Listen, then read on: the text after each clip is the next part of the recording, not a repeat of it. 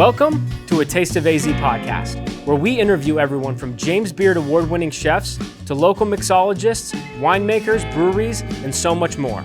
We've got an awesome episode lined up for you today. But before we get into that, head to atasteofaz.com so you can subscribe to our quarterly magazine and email newsletter to find all of the best places to eat and drink around town.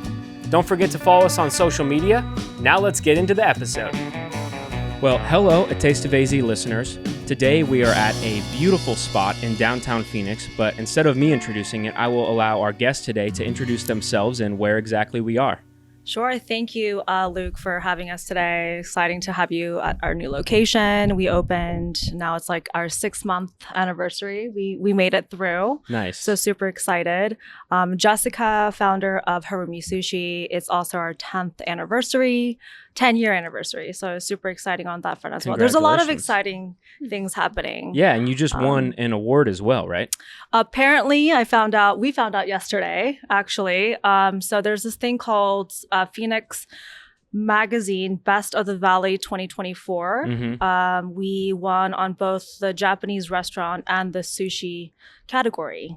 So that's a big deal. Super grateful. Yeah, because it's interesting. Phoenix is not exactly where you might expect there to be a bunch of sushi because we're landlocked. But I mean, it's a 6-hour drive out to San Diego, which is, of course, a huge fishing place. Several other great places in town, but we're here today to talk about you guys. I'll let my second guest introduce herself. My name's Alana, so I'm the bar manager here. Relatively new position because Harumi, even though it's been open 10 years, across the street didn't have any cocktails, any liquor. Oh, okay. So me and my team are a relatively new addition when we moved in here at the end of December. So a bunch of fun new cocktails on the menu too. Absolutely. So you mentioned that there was no liquor at all. Was there like beer and wine over there? Yes. Okay. So still quite a big change. Take me back to the early days. In fact, even before that, how did you get into food and beverage? Where are you from? Yeah, so I'm from Texas originally. Okay. Went to school in New York. My family moved here about 20 years ago, right after I went to college. And my family started the Japanese restaurant industry, cuisine restaurant, sort of all over the valley. Here in Phoenix. So we opened our first restaurants, brick and mortar, 10 years ago, right across the street, actually. Downtown there was nothing here. Mm-hmm. It was maybe like one coffee shop, one steakhouse, still super dangerous. I don't know why they thought that this was a great location to open up our first business. This is your parents? This is my family. Okay. Yeah. So it was a grab and go bento box style. We slowly started expanding with putting seating capacity. And then we just, put our heads down, work hard, and grew into now moving across the street. And this is our 10th anniversary. So we're very grateful for the love and support that we've had. Because we do stay true to who we are and strive to do so in many ways. And so, we mentioned the addition of cocktails, but it sounds like it's not my understanding you do bento boxes at all here, right? We don't anymore. Okay. So it sounds like the concept has shifted. Was it always named Harumi? Yes. Okay. And so when you first opened up, were you guys just kind of testing the waters to see what people wanted, or had the plans been in the works for a while to open that style of restaurant? Sure. So we knew going in that there were no restaurants for example, you mentioned being landlocked. Mm-hmm. We just couldn't find a good Japanese restaurant around the area. So for us, it's always been about quality, number one. Mm-hmm. We do not skimp on quality. We use the same suppliers such as Nobu. Okay. And also the affordability aspect was very important for us. Mm-hmm. So we wanted to bring that into the valley. So we started slow with the bento boxes and catering to the business crowd in downtown. Mm-hmm. And we got the support and we were able to expand and burgeon accordingly. We did not have a beverage program. Mm-hmm. It was all just our servers opening a can of beer and a little sake bottle. And that was the extent of it, and some wine. But I've always had a dream to create a cocktail program because I love cocktails and I love good cocktails. Which can be not hard to find in Phoenix, but it's interesting because you might go to a restaurant and you don't really know how developed their cocktail program is going to be, especially, to the average person who isn't kind of a cocktail nerd. You never really know what you're going to get these days. Exactly. All of the above. And so when you guys first opened the restaurant, there wasn't really anything as far as Japanese cuisine, and it sounds like you were doing more general Japanese cuisine as opposed to specifically sushi. Were you doing sushi as well? We were. Okay. We've always had sushi, sashimi. We had rolls. And then we had the whole bento aspect. And then we got so busy that we had to take away the little tiny counter space that consisted of like an 8x4 where, it was like a bento box fridge. We had to take that out because the weight. So we had to put tables in lieu of the bento box fridge. And then that's what happened. And that kind of ushered out the bento boxes as far as your concept? It did, yeah. Okay. And so would you say that's around the time that you pivoted more, I don't know if exclusively is the right word, but sushi became more of a focus of your guys' menu then? More and more. Okay. Yeah. The demand, customer preferences, just general R&D, constantly shifting. So that's what people love sushi sashimi more than ever. So yeah, it seems like it really has kind of expanded and continued to here in Phoenix, because since when you guys started, a lot of my favorite places they weren't around. We were talking before, like Across the Pond and Sandfish. Sandfish is pretty new. I can't remember exactly when Across the Pond came around, a little bit older than that. But it's interesting too, because Japanese food is maybe if you go to Hawaii, it's much more integrated into the culture there. But here in Phoenix, it's not like, over in California where there's a very, very strong Asian culture. But it seems like that's continuing to develop a little bit more as well. Would you agree with that? I do agree with that, to the extent that I have no doubt that Americans are now becoming so much more sophisticated when it comes to understanding good quality Japanese food. So I think a lot of our job really is to provide the community with what we think that they should be proud of having in their valley, in their neighborhood. So no, I would underestimate the Phoenicians. No. Yeah.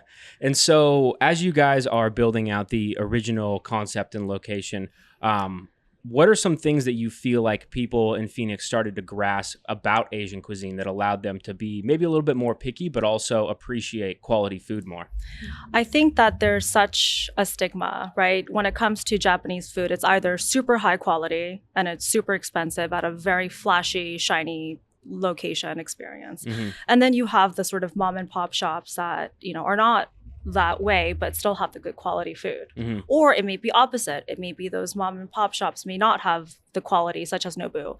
So Harumi really strives to close that gap, right? Okay. So we want to create a very great experience, whether you want to come in for a casual dining or a date night, right?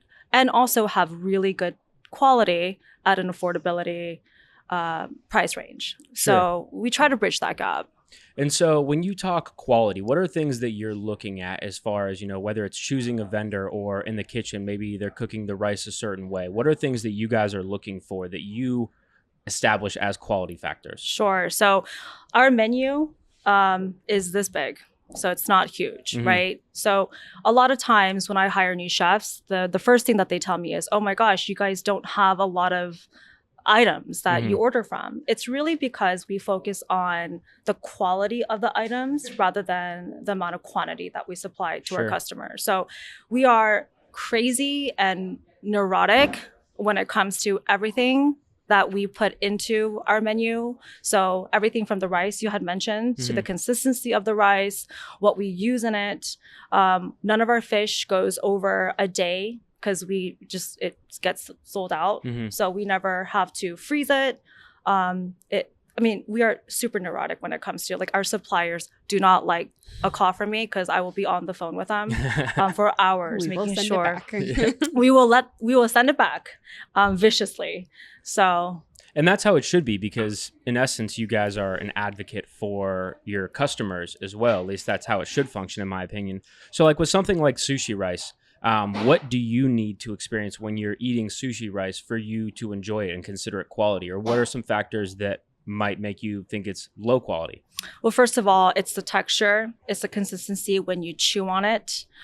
It's how well it meshes in with the rest of the item. So when you're eating a nigiri piece, the rice ball should not fall. It should be intact.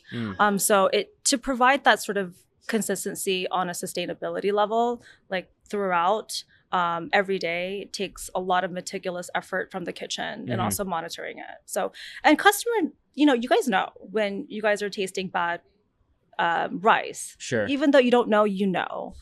Well, it's interesting because I feel like I have a fairly discerning palate. I really enjoy eating food. And while I have not, gone to Japan or really truly versed myself in Japanese food the way I would like to, we'll continue to do that today here. But I don't know. It's hard for me to put words to why I like certain sushi and don't like other sushi. And the word that I always say is quality, but it's hard for me to describe, I guess, by using words like clean, which are very general, what makes good sushi. So like when you guys are looking at your fish program, of course, being fresh, but what are certain things, whether it be in the taste or texture of the fish that you guys are getting as opposed to the rice that you look for? So for example, if you bought a salmon from the store, Mhm. right, and you bring it home and then you look at it, it has that beautiful sheen. Let's say salmon, for example, you see that consistent, that sheen, that watery texture. It doesn't look dried up. Mhm. Now, after a few hours, you put it in the fridge without taking care of it, then it becomes dry, a little withered, and then you see the texture, the top, the gloss sort of change into that dull, Mhm. darker orange. So it's sort of common sense, I would say. So when you mention you don't quite know what it is, but Mhm. it's the same with any food, right? You Sure. go to an Italian restaurant and you have a cheese pizza. If it's not prepared well and they don't use good quality, then you know. Mhm.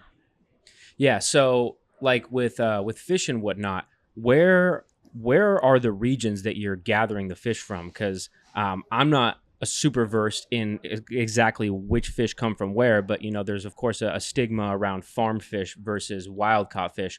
Where are you typically sourcing them, and what are maybe some of your more popular fish that you guys have on the menu? There is a huge stigma, and I do want to clarify that. So people have this idea that farm raised fish isn't as healthy as wild caught. That is not true. Okay. First of all, wild caught fish can also have high levels of mercury, depending on the region, to your point. So when it comes to farm raised fish, it depends on how sustainable they are and what sort of product they feed their fish. So in some ways, it could be a lot healthier than a random farmer picking from like a region that's just like caught from the net, which is essentially Sure. wild caught.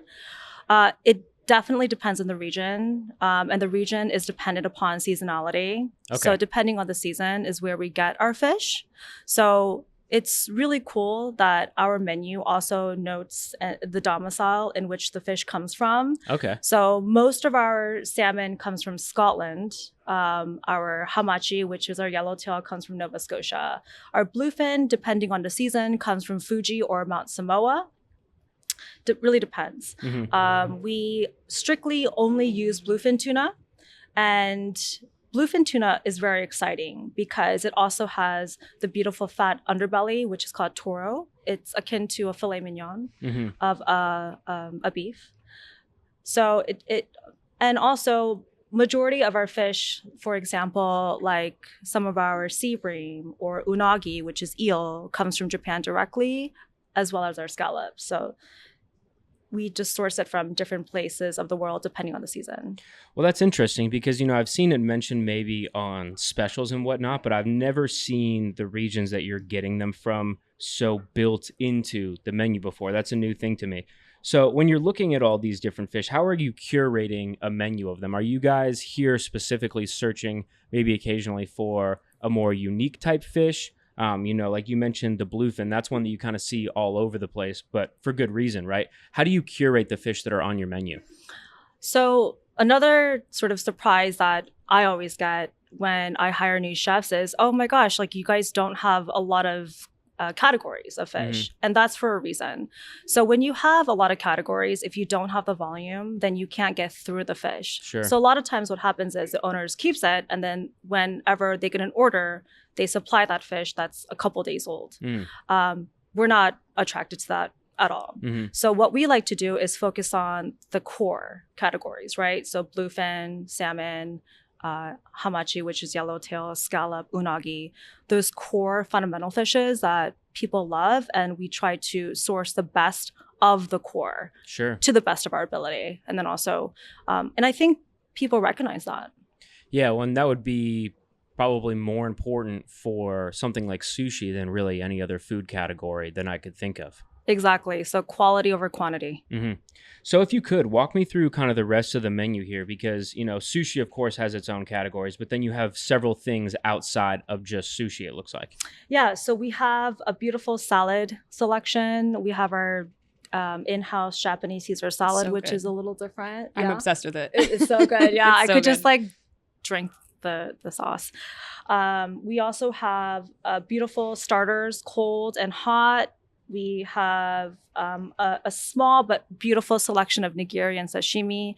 Again, we focus on quality, not quantity. So you may not see flashy or sort of like more interesting fish, but we do have the ones we do have are great. Absolutely. We have the section called Signature, which is an assorted platter of fish here, as well as rolls. One of the things that our customers really love is our omakase. So it's a selection of 13 specialty nigiri. Okay. Super cool, super diverse. So if you want some interesting selection, that is the thing that you should order on the menu. Hmm. And because we're in America and Americans love rolls, we have a very nice selection of rolls as well. So are rolls much more sought after here in America than they are in Japan? Yes. In Japan, rolls are something that is very foreign. Really? It was Okay. developed in the 1980s in America. In America? Yeah. And so have they made their way back to Japan at all, or is it just not really something people consume out there? Japan is pretty traditional. Mhm. So I would say it's still not popular. It's very much an American thing. It started in California with the California roll, Hmm. which was essentially cucumber, avocado, and crab salad. Well, and that's one of the reasons why I was mentioning earlier, like Japanese cuisine is, at least by myself for sure, but I feel like a lot of the American culture not fully understood. I think, most people here in Phoenix probably don't realize that rolls are not something that Japanese people consume.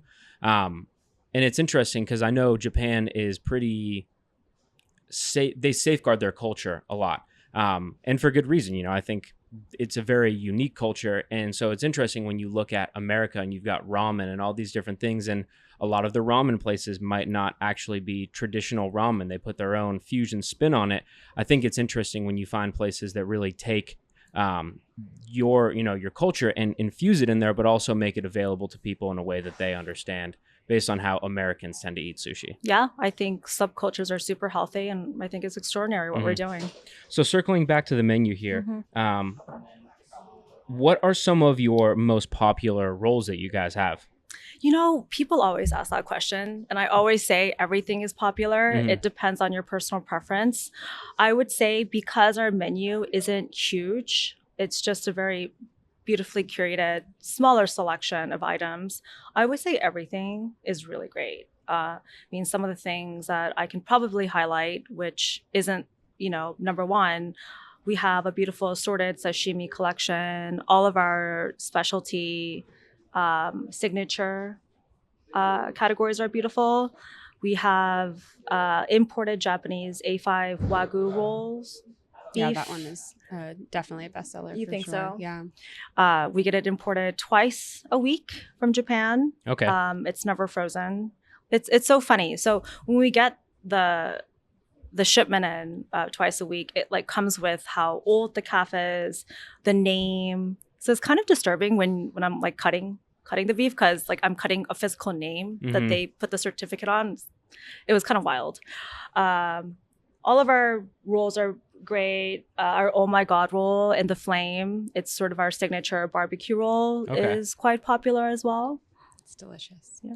So skipping off of food for a minute and jumping over to cocktails, tell me a little bit about how you got into making cocktails. Yeah. Well, I've been in and out of the industry for going on, it's about 8-9 years now. I started because I had just moved out to California, to San Francisco, from a corporate background in retail. and hated it. Didn't want to live in a big city. Moved back, and like most people that start in the industry, it just was I need a job. And there was a friend of a friend who was opening Sip Coffee and Beer Garage over on Indian School. And so started working there. It was literally a who wants to work at night, who wants to work at morning. I was like, I'll work at night. I want to learn how to bartend. And so that's how I started, was craft beer. And we did have a craft cocktail program. Casey made that one for us. And then got to see Undertow open. And so seeing Jason and Rich build that out and seeing everything that Libby and Mitch did with that space, I later went on to work for that group with Pobrecito when the Churchill opened. Okay. So a lot of, most of the places I've worked have been openings. I opened Sip, opened Pobrecito, and now we opened here as well. So Pobrecito, that was Libby and Mitch? That was Jason and Rich from Barter and Shake. Okay, I didn't realize that was them as well. Yeah, that was a fun concept. I miss it. The Cuban drinks were super good. And so, I mean, just being in those bars, I'm sure you learned a tremendous amount, probably more than you would learn at most places serving cocktails. Very much so. I always kind of described it as like, driving a Honda Civic, and then all of a sudden you're in a Mercedes. That bar was beautifully set up, learned a lot about the obviously creative side, which is the kind of flashy, glamorous, sexy side of cocktail building. But really at the end of the day, especially for a space that's doing such high volume, it's really about the ergonomics and the setup of the bar, and making sure that everything from the type of pour spouts you're using, the type of tin rinser setup that you have, is all just as important to creating a great drink as the original recipe itself. Sure. Yeah, and it's crazy how much really goes into not only making a delicious drink, but then being able to make it for hundreds, thousands of people over a certain amount of time is something that always impresses me, because whenever I try and make a drink, no matter how simple it is, it just never tastes the same as when I'm in like a nice bar or when I order something in a nice bar. But circling to the menu that you guys have here, kind of walk me through the way you have it set up and why you made it that way, whether it's, certain flavors that you were seeking or just a structure of the menu. Yeah. Well, the foundational core component of our cocktails is very much grounded in Harumi as a whole, right? Obviously, I mean, there's such a different style of creating a cocktail menu when you're in a vacuum, it's just a cocktail bar. You don't have to think about food or any other elements. For us, it was really, really important to start with the key fundamental things that have made Harumi a favorite in the Valley for the last 10 years, which is making sure that everything is just really beautifully, carefully selected, high quality, and affordable. Phoenix, even though we have a great cocktail scene, it's been growing really well, we're not New York. I didn't want to throw any, cocktails on there that have a menu average of $25 a drink. I want people to be able to come in and feel like they can have 2, 3, 4 drinks and not be worried about the pricing. So that was first and foremost. And then also just considering, again, the way that you build a menu for a restaurant, you always, of course, have to take into consideration the food. And so we always wanted to make sure that we were having a wide breadth of items on there that were going to pair well with rolls. I mean, of course, at the end of the day, I still see people order, the hamachi and also get an espresso martini at the same time, which is not an ideal pairing, but that sounds crazy. That's fine. But yeah, there's definitely a lot of thought and care that's gone into it to make sure that there is something for everyone when they come in the same way that what really attracted me to this company was it was my favorite sushi spot before I worked for them. And I always loved that it was very much hey, if I want to come in and just have a Las Vegas roll and oh my God, roll, like the quote unquote American sushi experience, or if I want to come in and have a beautiful omakase and nigiri and sashimi and just have the fresh fish and do a more traditional, you can do either or both. And so I wanted the cocktails to kind of match that aesthetic and feel the same way, where if someone is coming in and they want a dirty martini, they can get it. If they want something fruitier and sweeter, they can get it. Just kind of a wide breadth for something for everyone. Yeah, it absolutely looks that way. And, you mentioned the affordability factor of it. The most expensive drink on here, and all the other ones are several dollars cheaper, is a caviar martini. And whenever I see caviar on anything, I'm expecting it to be at least $30-$40. $22 for a caviar martini is something I would be interested in trying. What are some of the other popular drinks that you guys have on the menu? Yeah. Well, we just switched this cocktail menu actually about a month and a half ago now. Okay. So our opening menu was great. It served the purpose, but I just wanted to make sure everything was really elevated. We went to New York in February and had the chance to visit a bunch of really beautiful bars out there. Nice. A lot of great Work Japanese trip, right? cocktail. Yes, Yeah. it was Yeah. amazing. Like, I have the wink. best boss. So that obviously came back very inspired, and I think traveling is so important for creative ideation because, you can, especially here in Phoenix, like we do, again, have a great food and beverage scene and there's so much to be proud of out here. But there is definitely a sense when you travel to New York or goodness, internationally, you come back and you're like, I feel like a kid playing in a sandbox by comparison. The drinks that kind of came out of that trip that I would say I'm most proud of is the Hinoki. So that one is going to be almost a Manhattan variation, but we're using shochu, which is not very well explored in Phoenix, especially. It's a Japanese spirit. It's really beautiful. That particular one is from the SG group. They're based out of Japan, but they also just opened a bar at the beginning of the year in New York, which we're lucky to go to, and they have beautiful sochu. So we're using one of theirs in there. It's the Mugi sochu that has this almost rye characteristic to it. It has this spiciness. And then Legent Bourbon, which though it is a bourbon, it's based in Kentucky. It's a Beam Suntory product. So they actually, it's blended by the master blenders of Suntory in Japan. Okay. So a lot of Japanese spirits, Japanese influence, but that one is just a really fun cocktail. Some of the best sellers that I think people are gravitating to on this new menu, mezcal is always going to be a big seller in Phoenix, especially. So the Sunblind has been selling really well. It's a beautiful drink. That one was designed to... Usually when I have a shaken mezcal cocktail, it's very smoky, very punchy, and very tropical, very fruity. Like those are kind of the dominant flavors, which is great. But I wanted to create one that kind of turns that on its head and just kind of dial the volume back on those flavors a little bit. So there's pineapple in there, but it's not going to be overly juicy and fruity. It is actually a very delicate cocktail.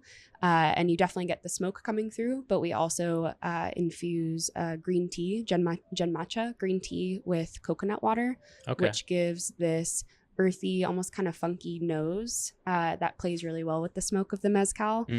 So all in all, you get kind of all of the flavors shining through equally. And we do a fun garnish for that one. It's a toasted rice puff coated in a green tea infused sugar, which just brings forward that sweetness of the pineapple, and it also brings through that green tea flavor even more when you sip and bite at the same time. Absolutely. Well, let's get a quick break in and then we'll dig into a little bit more on the cocktails. Cool. A real quick reminder, head over to atasteofaz.com and subscribe to our email newsletter. Also, subscribe to A Taste of AZ magazine and get it shipped right to your door. Now let's get back into today's episode. Okay, so we were discussing the cocktails a little bit. You do have a wide variety here, and I love when I see cocktail menus broken into, like refreshing, interesting. I'm a spirit forward guy, so I always go that way. But what are some of the things like when you're making a refreshing cocktail that you're looking for? Is it citrus that you go to typically, or do you have a Rolodex of different things that you can touch on building a cocktail like that? Typically when we're creating, I don't necessarily start out with the idea of, oh, this is going to go in a particular category. It's usually I am either inspired by a particular spirit or a particular flavor. So in the case of the Sunblind, for example, I knew that I did want to put a mezcal cocktail on the menu it did incorporate citrus, especially because on our first menu, we ran out a spirit forward mezcal cocktail that we loved and it was delicious, but it didn't translate to the guests. They didn't like it as much. It was a little too smoky, a little bit too boozy, which fair enough. Pardon me. And so a lot of that is informed first and foremost by what our guests are going to gravitate toward. It's a fine line between working with inside their comfort zone and also pushing them outside of their comfort zone a little bit. So that is actually why we have the menu categorized, is so that it is a quick read. It's easy for people to be able to if they already have an idea of what they're in the mood for, they can kind of quickly spot it. But yeah, typically it'll start with either I know that I really love this spirit. It works price point wise. I'm really inspired by it. What kind of flavors would pair well with that? Or starting with, okay, I really want to play with pineapple, or I love the idea of doing something with salted maple. How do I make a drink that makes sense and is built around that flavor? Sure. And so I would imagine, and maybe I'm wrong, but in Japan, cocktails are probably not what's typically consumed alongside sushi. It might be something more like sake. Is that correct? That's correct. And so you have another menu over here. You have your cocktail menu, but you also have a little flip book of a variety of different things, including spirits, but also a list of sake. Could you speak a little bit about what inspired the cocktail program, but also the rest of your beverage program? Yeah, so for the cocktail program, I always wanted to create a Japanese bar. Japanese culture has a very fantastic, sophisticated cocktail scene. Oh, really? Okay. They never had the prohibition, so they've always been able to update, upgrade, elevate their cocktail culture. So if you go to Japan, go to some bars, they're incredible. And with respect to the sake, it's tradition in Japan to have sake with fish. Okay. So all too often when you go to any Japanese restaurant, either they have really great food but terrible cocktails, and then just like the more popular selection of sakes, or the food is horrible but the cocktails are great. So we want to bridge that gap. I feel like we're always trying to bridge gaps. So with our sake selection, you mentioned Arizona being landlocked. Yes, we are. So what I wanted to do was bring really great, sophisticated sake selections to Phoenix. So all of our sakes are imported from Japan. We actually have to order them a month in advance because of the shipment. And instead of categorizing it by like dry, extra dry, sweet, like everyone does that. But what we wanted to do, just like our our cocktails, was to categorize it with fruit flowers, minerality, umami, distinctive, so people have a better understanding of sort of the philosophy on how we categorize it. So I think this will give them a better understanding on how to choose. And also we have really specific descriptions about all of our sake selections on beneath it, and at a very good price.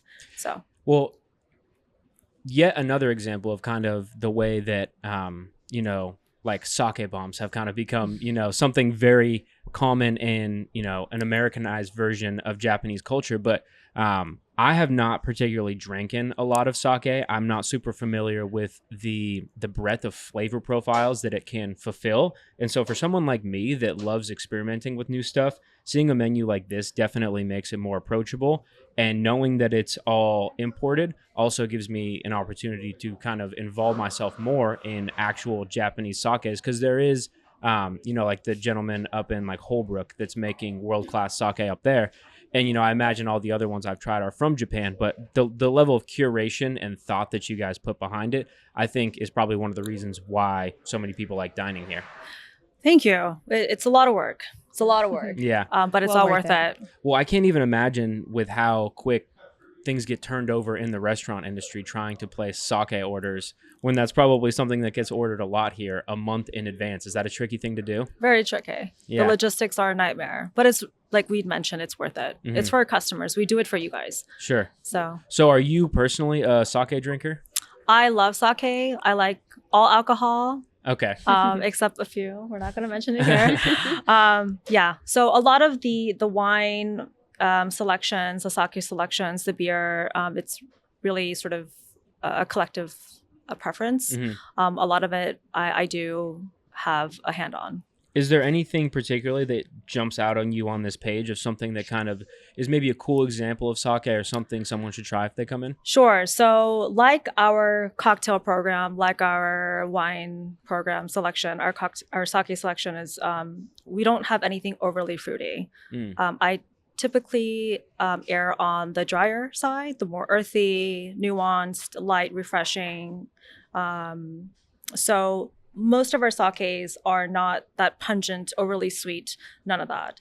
So even our nigori, which is the unfiltered, the cloudy sake, even that is more on the drier end. So and are they typically sweeter then? Yes. They're typically sweeter, but not as sweet as the ones that you will get in most Japanese restaurants, like the super overly pungently sweet. We don't have any of those. Sure. And so why is that? You just want to keep it fresh and give an interesting take on sake? So for us, as much as the preference collectively in the valley, people do tend to like the sweeter end. I think we just want to stay true to who we are. Sure. So we think that lighter, more drier sakes fare well with sashimi because we don't want it to overpower the food. Yeah. Well, especially with some of the more delicious pieces of sushi that I've had are very light on the flavor profile. I think that's one of the things is if I'm tasting the fish aggressively, then that to me is one of those things, not every time, but sometimes indicates a quality issue for me. And I think that makes total sense the way that you would curate the sake to go in line with the lighter flavor profiles of most fish. Exactly. And it's the same philosophy with our sauces. We don't want to overly sauce any fish either. So we're very careful with that balance. So if I am the type of guy to dip my nigiri in soy sauce, is that flagging me as a scrub? Do not look at me while you're doing it. Okay. Because I will have a frown on my face. Yeah. I will. Okay, so do you have any other parts of your food and beverage program, whether it be happy hour or special dinners that you guys run? We get asked all the time if we have happy hour. And I can confidently say that we are the only Japanese restaurant in the Valley that do not have a happy hour. And I will tell you why. Because our philosophy has always been affordability and quality, we don't want to skimp on that in any capacity. So it's human nature that if you have happy hour, clearly the prices are like 50% off, then just from a fundamental perspective, owners will try to cut the cost of that. And sometimes that could really alter the quality of the item. And we don't want to be placed in that position at all. So for us, our prices are very well intended. It's super affordable. So including our cocktails as well. We have a fantastic lunch special that will fill you up. Talk to me about your guys' lunch specials a little bit. How does it differ from the menu? Is it completely unique, smaller portions? So the portions are huge. Okay. And we have different selections that you can see through our website or by joining us for lunch one day. They're a combination of rolls, nigiris. You have 5 selections on it. So we have a very good lunch crowd. And when we were off air, you guys were saying that the lunch menu is kind of what draws in a lot of the regulars, right? We do. Yes. Yeah, we'll have people that come in and they don't need to look at the menu. They've been coming in for years and already know exactly what they want. So it's very filling because it ends up being usually like a half roll, a miso soup. There's some of them that have gyoza selection. We have an udon selection. So usually, actually, most of the time, I don't end up ordering the lunch special because it's too much food and I can't finish it. It's delicious. Wonderful. So before we wrap up, kind of talk to me a little bit about, where we are exactly in downtown Phoenix, kind of orient us a little bit. And then as far as the restaurant, give the breakdown of, the different bar areas and dining rooms you have, and maybe talk a little bit to the aesthetic as well. Do you want to? Sure. Yeah. So we're right across the street from the old location for everyone who maybe has already dined with us but hasn't been to the new spot yet. So we're at Adams and First Avenue. So right in the middle of downtown Phoenix, kind of sandwiched next to Cornish Pasty. How far are we from the stadium? Ooh, a minute. Yeah, we got a big stadium crowd. So if you're planning on coming downtown for dinner on like a basketball game night, make sure you plan in advance for parking because it gets crazy. Anytime there's big events and conferences downtown, we get pretty slammed, pretty central to everything downtown. The design of the space itself, as someone who had been watching on Instagram for what felt like forever, because this was before I worked for the company, of course, I was so excited seeing the build out because having already been to Harumi at the old location a bunch and being very familiar with the 2-hour-long waits on the weekends, with how small that space was, I think myself and a lot of people were very eagerly anticipating the opening. And I think for me, again, like kind of on the outside and not on the inside, it feels like the space finally matches the quality of the food and everything that we've been bringing to the menu and everything that they've been offering over the last 10 years.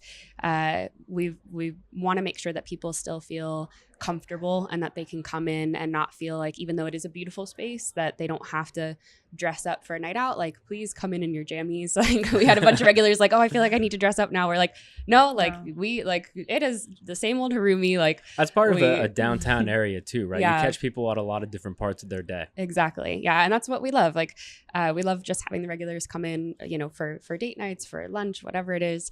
We definitely do get, the people dressed up like for a night out on the weekends, which is great and it's fun. But the space and the design philosophy, it was a local firm called House of Form who did all of the interior design and the build out.